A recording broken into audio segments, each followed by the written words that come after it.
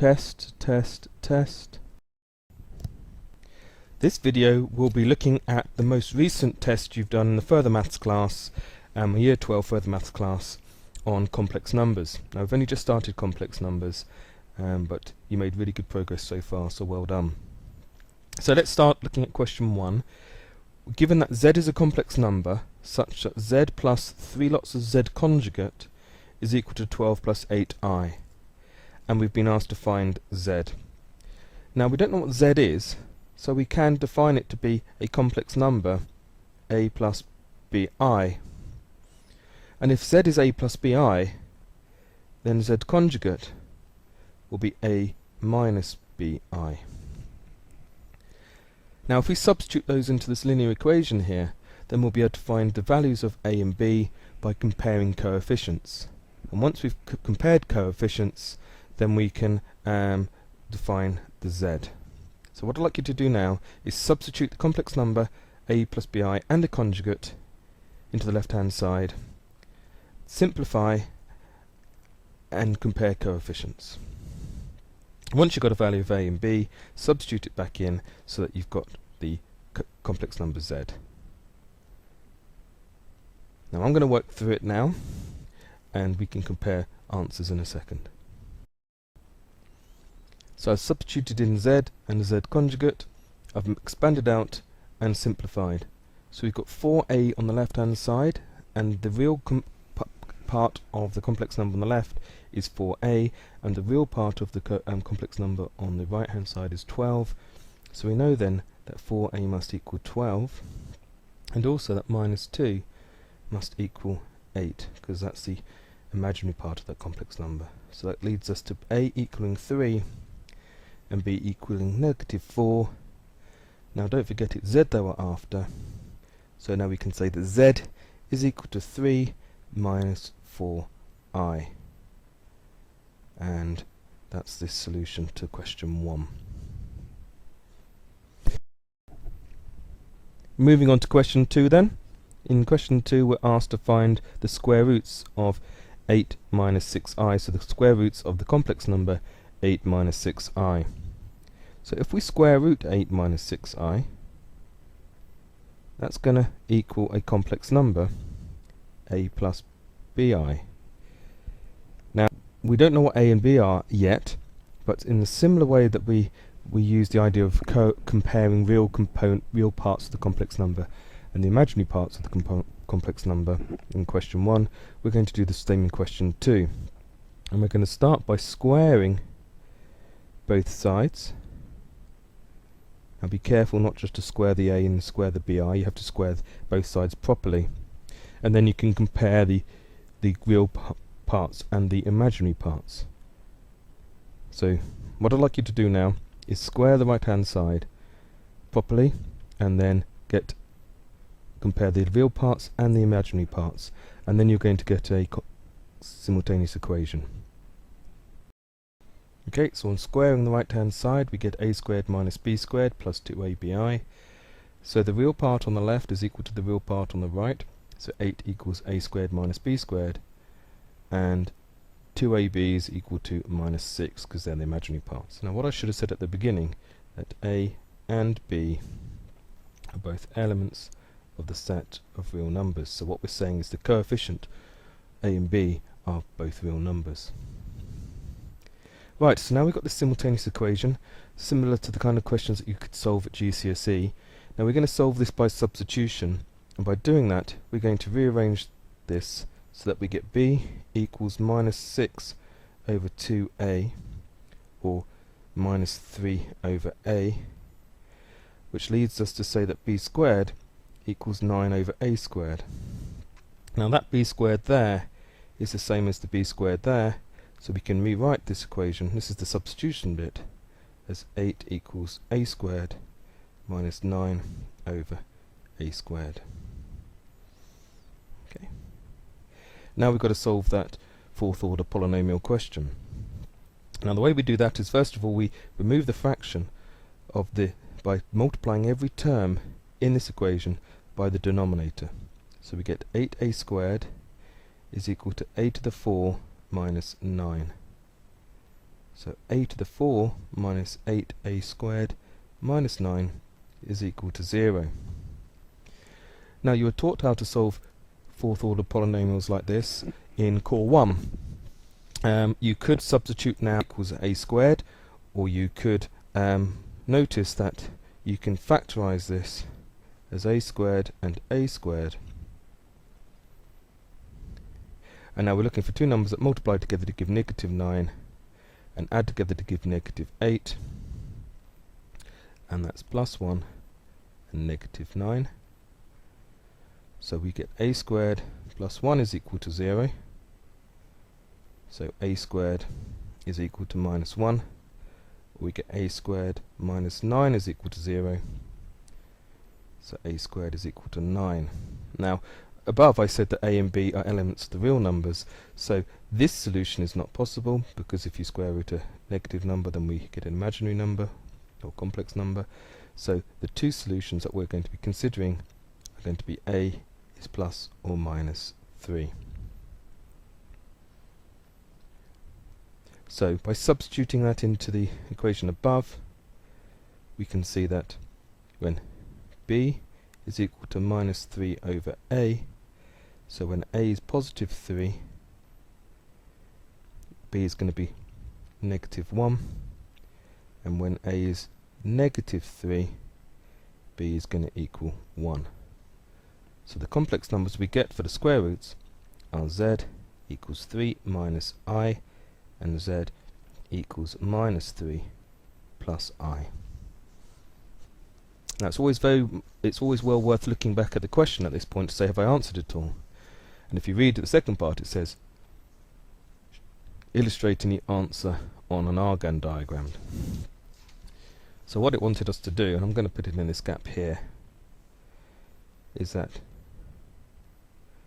on our Argand diagram, then the two solutions are going to be 3 minus 1, that's Z1, and minus 3 plus 1. We're going to call that Z2. So there's the answers illustrated on an Argand diagram. You must learn how to square root a complex number, but it is a method that you can practice.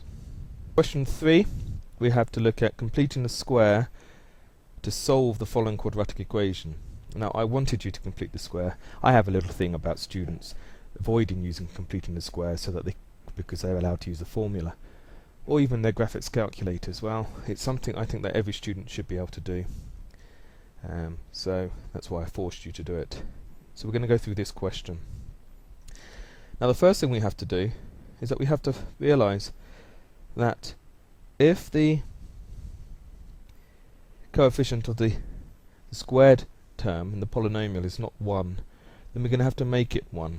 Now sometimes people are taught to divide through by 2, and that's fine if you're trying to solve the equation, but if you were just asked to complete the square, if you were just given that y equals that, and that you weren't asked to didn't equal 0, you can still divide through by 2, but then some students forget to multiply by 2 at the end. So I don't like doing it that way. The way I prefer to see students do it is to consider the first two terms only, and to divide out and to factor out the 2.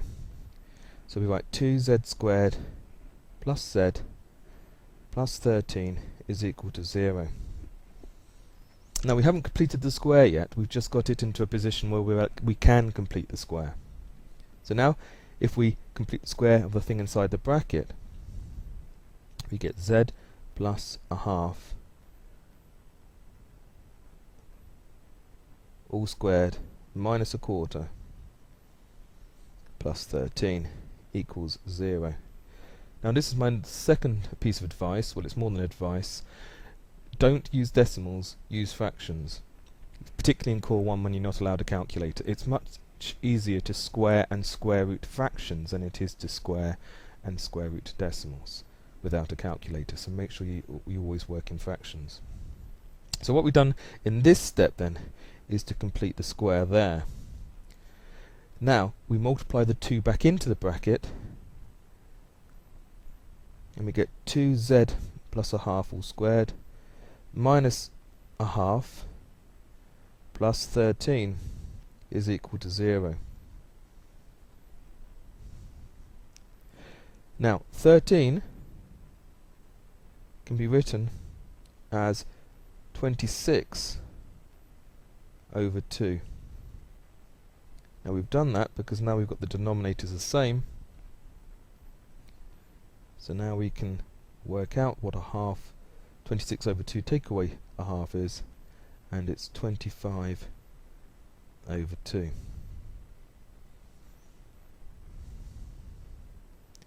Now we subtract the 25 over 2 from both sides, and we get minus 25 over 2. If we divide through by this 2, we get minus 25 over 4. Now we take the square root of both sides and we get z plus a half. Now if this is core 1, this is where you say, well actually you would have said earlier on, but this is where you could say there are no real solutions. But in further maths, we understand that if you square root negative 25, you get plus or minus 5i, and that's going to be over 2, because not only are you square rooting the 25 or the negative 25, you're also square rooting the 4.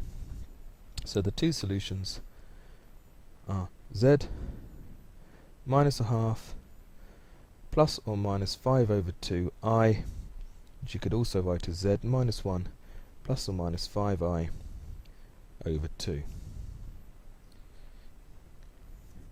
And just checking that question, it didn't ask us to show this one on an Argand diagram. So really do crack completing the square if you can. Remember in class I actually asked you to complete a square on a problem where there was complex coefficients of x squared and x, or z squared and z, as the ultimate completing the square question. Quite a few of you actually did that for homework. If you can't complete the square, please don't try and avoid it, and don't fall back on the lazy I can always use the formula. Yes you can, but actually in some cases you'll find that the completing the square, you can solve quadratics much quicker than using the formula. Now that leads us to question 4, and in this question we have been given one root of the equation. There's the fourth order polynomial there, said to the 4 is the highest power of my polynomial, so it's fourth order, is 1 plus I. Now remember we learnt that a quadratic has 2 roots, always has 2 roots, a cubic always has 3 roots, a fourth order polynomial is always going to have 4 roots. And if the coefficients of the polynomial are all real, then if you've been given one root and it's a complex number, then you know the another root immediately, because it's a complex conjugate of the root you've been given. So we've been given that alpha is equal to 1 plus 4, that's 1 plus I, that's one root. So we know immediately that beta is 1 minus I, because that's its complex conjugate pair. And that's true when you have real coefficients of the polynomial here. So now we've got to find the other roots. So we're looking for two others, gamma and delta. So what we can do now is we can write down that z, now if we know a root then we know a factor, because the factor is z minus the root. So we get z minus 1 plus I, and we get z minus 1 minus I. And we've got to think about it in a second. That's going to be z to the 4 minus 8z cubed plus 24z squared minus 32z plus 20. So we've got to think about what we would multiply by these two brackets to make a fourth order polynomial. Well, if we multiply these first two, we're going to get z squared as the highest order as a polynomial. So we're going to have another z squared in here. So we're going to have an az squared plus bz plus c in here. Now if we multiply out these two brackets first, then multiply out these brackets, we can then compare the coefficients a, b and c with the right hand side in order to find out this quadratic here, which we can then solve to get the other two roots. So what I'd like you to do now is carefully multiply out these two brackets, then that result you multiply by that bracket, and then if you can go from there, great. If not, turn the video back on. So I have multiplied out the first two brackets in the first grid here. Now don't be too proud to use the grid method for multiplying. As things get more complicated, I will use it more often, just to avoid making silly mistakes. Now yes, I could have done that in my head, and just when I didn't want it to happen, I would have made a mistake, like in an exam, so don't be too proud to do that. If you multiply those two together, you should get z squared minus 2z plus 2. I then multiply that by az squared plus bz plus c, and I get this long expression, and this is identical to z to the 4 minus 8z cubes, and so on. So what we've done is we carefully multiplied out the brackets, and then multiplied out the second multiplication to get into the position where we can compare coefficients. So now we can look at the z to the 4th term on the left hand side, and that's a, and z to the 4th term on the right hand side is 1, so we know that a is 1. We can look at the z cubed term on the left hand side, that's minus b minus 2a, sorry, and that's equal to minus 8 on the right hand side. We've got 2a minus 2b plus c is equal to 24. We've got 2b minus 2c is equal to negative 32, and finally 2c is equal to 20. And by solving those equations and using the values that we've worked out previously, we get that a is equal to 1, c is equal to 10, and excuse me, we've got b is equal to negative 6. So that quadratic right up here is equal to z squared minus 6z plus 10. And that's what we now have to solve in order to get the final two roots. So we're solving z squared minus 6z plus 10 is equal to 0 to find the other two roots of that original fourth order polynomial. Now, this is where I would hope that you would quickly complete the square, because that's z minus 3 all squared minus 9 plus 10 equals 0. So z minus 3 is equal to negative 1. Z minus 3 squared is equal to negative 1. So z minus 3 is equal to plus or minus I. So z equals 3 plus or minus I. So our four roots are alpha is 1 plus I, beta is 1 minus I. Now it doesn't matter which order we write these in, so we're just going to write the other ones. So they're the four roots, and I'm going to put them in a box to make it easy for an examiner to find in our workings. Remember, try and keep the examiner on your side. Now we've got to look at the roots. It says show all your roots on an argand diagram. So making sure that we always label the axis of any sketch. We've got 1 plus I, which I'm going to alpha. We've got 1 minus I, which I've called beta. We've got 3 plus I, which I've called gamma, and we've got 3 minus I, which I've called delta. And that's the end of that test. So hopefully that makes sense. If not, please come and see me and I can give you some more help.